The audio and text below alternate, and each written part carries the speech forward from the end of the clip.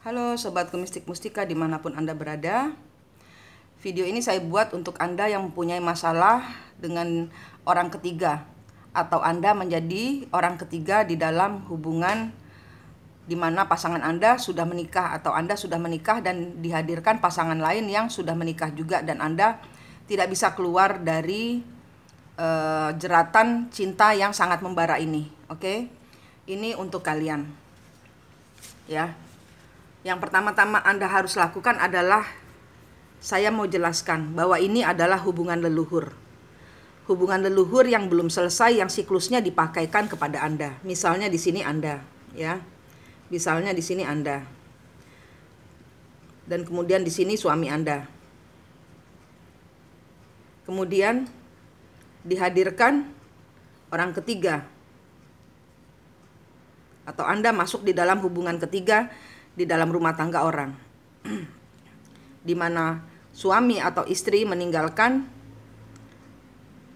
untuk menjadi bersama orang ketiga, meninggalkan komitmen untuk menjadi orang ketiga. Ingat, orang ketiga ini bisa selingkuhan, bisa ibu Anda, bisa mertua Anda, bisa anak Anda, bisa tetangga Anda, bisa sopir Anda, bisa staf Anda, bisa pegawai Anda, bisa tetangga Anda, siapapun juga bisa menjadi orang ketiga.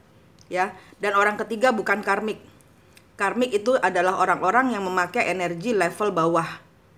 Ya, ego yang luar biasa, cemburu yang luar biasa, marah yang luar biasa, itu bisa disebut sebagai karmik. Oke. Nah, kemudian orang ketiga ini biarkan saja.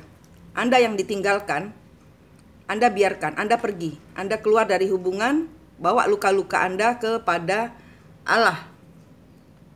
Disinilah Anda harus ketemu kembar jiwa Anda. Kembar jiwa Anda itu apa? Gaibnya Anda sendiri.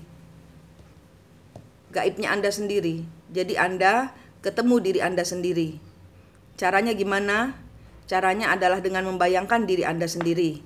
Kemudian lihat di dalam pikiran Anda, yang Anda lihat itu diri Anda sendiri itu, apakah ada pisaunya? Apakah ada luka-lukanya?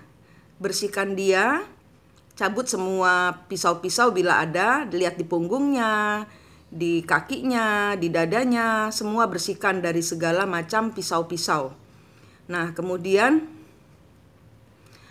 Anda minta, bayangkan tangan Anda naik ke langit. Tuhan, saya minta cahayamu di tangan saya.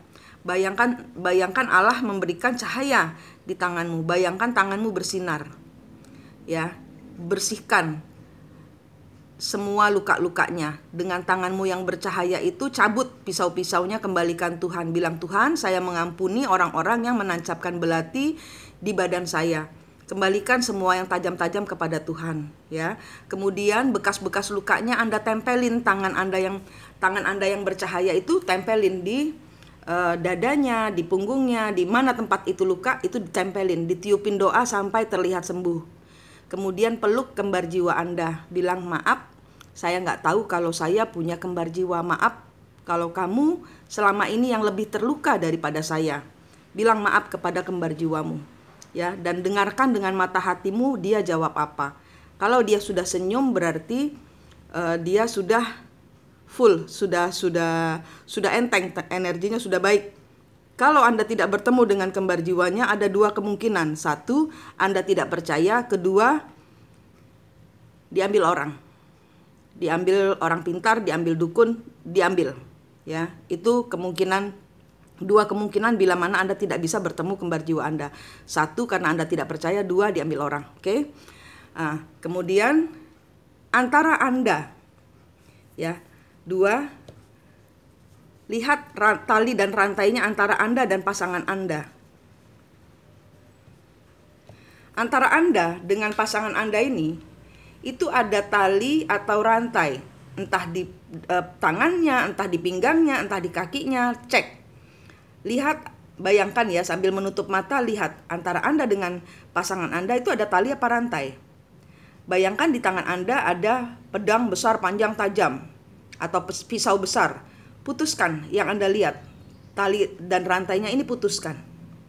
Karena ini adalah rantai karma, pengulangan siklus Anda. yang belum selesai dengan leluhur. Ya, putuskan tali dan rantainya. Kemudian cek di dadanya pasangan Anda, ada pisau atau tidak? Ada luka atau tidak? Sembuhkan dia dengan cara yang sama Anda menyembuhkan diri Anda. Kemudian antara Anda dengan orang ketiga ini ada tali atau rantai. Putuskan. Putuskan. Kemudian antara pasangan Anda dengan orang ketiganya ada tali apa rantai. Putuskan. Putuskan semua tali dan rantai di antara Anda. Anda berada di 3 dimensi. Nah, di 5 dimensi Anda, lihat di belakang suami Anda ada siapa. Di belakang suami Anda ada siapa.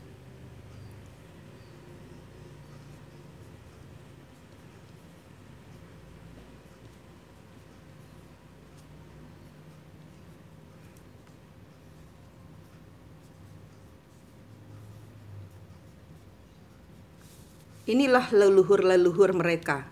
Inilah leluhur-leluhur kalian. Yang zaman dahulu tali dan rantainya leluhur itu belum selesai. Ini di 3 dimensi. Ini harus Anda di 3 dimensi. Anda di 3 dimensi. 5 dimensi Anda ketemu.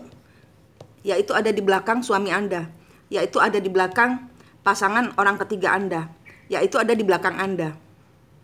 Itu diputus-putusin tali rantainya. Lihat di belakang suami ada siapa, atau lihat di belakang istri ada siapa, lihat di belakangnya orang ketiga ada siapa. Antara suami dengan leluhurnya itu juga ada rantai, putuskan. Antara Anda dengan leluhur Anda ada tali apa rantai, putuskan. Antara orang ketiga dengan leluhurnya ada tali apa rantai, putuskan. Ya, ini caranya.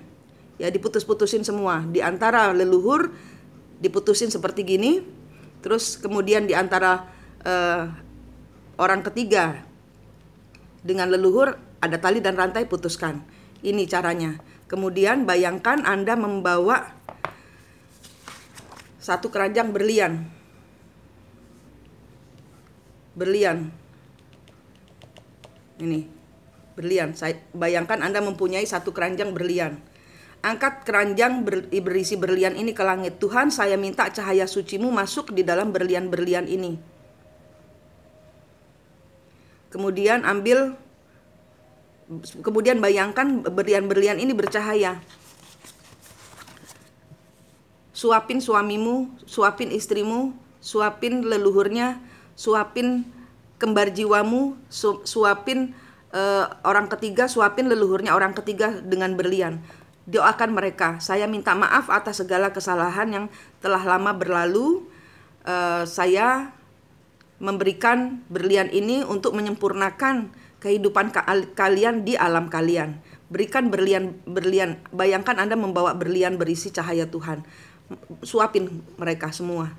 Ya, supaya mereka tidak dendam lagi. Kenapa? Karena zaman dahulu bila Anda adalah istri, maka zaman dahulu Anda adalah orang ketiganya. Zaman dahulu si Anda adalah orang ketiganya. Suami ya kesurupan, kesambet, kesurupan secara sadar. Dia seperti bertemu dengan seseorang dari dunia lain yang benar-benar dia kenal, yang benar-benar dia cintai. Itu adalah kesambet. Kenapa? Karena yang dipakai energi oleh pasanganmu adalah energi dari leluhur yang zaman dahulu bercerai mungkin ya, meninggalkan pasangannya untuk Anda orang ketiganya. Ya, jadi di sini posisinya adalah Anda yang orang ketiganya, Anda yang mengambil laki-laki atau perempuan lain. Begitu, posisikan diri Anda di posisi yang bersalah sehingga Anda nggak ngegas menuduh orang lain bersalah atas kesalahan yang dilakukan oleh leluhur Anda yang seharusnya Anda bayar karmanya, ya. Setelah Anda memutus, setelah Anda begini, kemudian Anda memberikan berlian ya, sudah memberikan berlian 4. Kemudian 5, Anda membayar karma Anda sendiri secara pribadi. 5 bulan Anda tidak boleh memikirkan, putus koneksi pikiran, putus koneksi hati, tidak harus bercerai. Tidak boleh ditelepati. Kenapa? Karena mereka masih kesetrum. Anda masih menjadi orang ketiganya. Ya, jadi zaman dahulu ini dibalaskan kepada Anda. Zaman dahulu yang belum selesai, Anda yang kena ketiban sampur harus menyelesaikan masalah leluhur yang zaman dahulu mengambil suami orang atau istri orang. Anda yang dalam posisi bersalah. Gitu, ya. Ini putus koneksi hati, putus koneksi pikiran, arahkan pandangan hanya kepada Allah. Selama 5 bulan Anda mengarahkan hati kepada Allah, Tuhan Allah Maha Cahaya. Antara Anda dengan sakit hati, kalau misalnya teringat pikiran dan sakit hati, bawa semua sakit hatinya masukkan kantong. Antara Anda dengan sakit hati Anda, di hati Anda itu ada tali, Anda putuskan. Kasih Tuhan, Tuhan saya nggak mau sakit hati, saya nggak mau mikirin. Kalau Anda kepikiran, masukkan semua pikiran-pikiran Anda tentang orang yang menyakiti Anda, masukkan. Begitupun kalau Anda orang ketiga yang rindu setengah mati dengan pasangan orang, masukkan kerinduan Anda ke dalam kantong. Diikat, putuskan, kasih Tuhan. Tuhan saya nggak mau rindukan orang yang bukan punya saya. Gitu. Jadi ini adalah tips untuk menjaga kewarasan. Ya, tips menjaga kewarasan. Ini adalah tips untuk menjaga kewarasan. Oke, kenapa? Karena ini semua tidak waras. Kita harus ketemu gaibnya kita sendiri untuk memutus yang gaib dengan cara apa? Dengan cara bertemu Allah yang maha gaib. Allah yang maha gaib, Allah yang maha kasih. Kita nggak boleh dendam karena ternyata leluhur kita yang punya kesalahan dan kita ternyata membayar karma leluhur. Ya, tips menjaga kewarasan. Waraslah karena banyak sekali orang yang kesambet seperti Cak Nun. Ya, seperti Cak Nun. Sudah dia jelas-jelas bilang saya kesambet. Dia tidak meminta maaf kepada keluarga Jokowi karena dia tidak sadar apa yang dia lakukan. Begitupun suamimu atau istrimu yang meninggalkan, dia tidak sadar. Sama, kesambet. Ini adalah pengulangan siklus leluhur yang terjadi di antara kalian.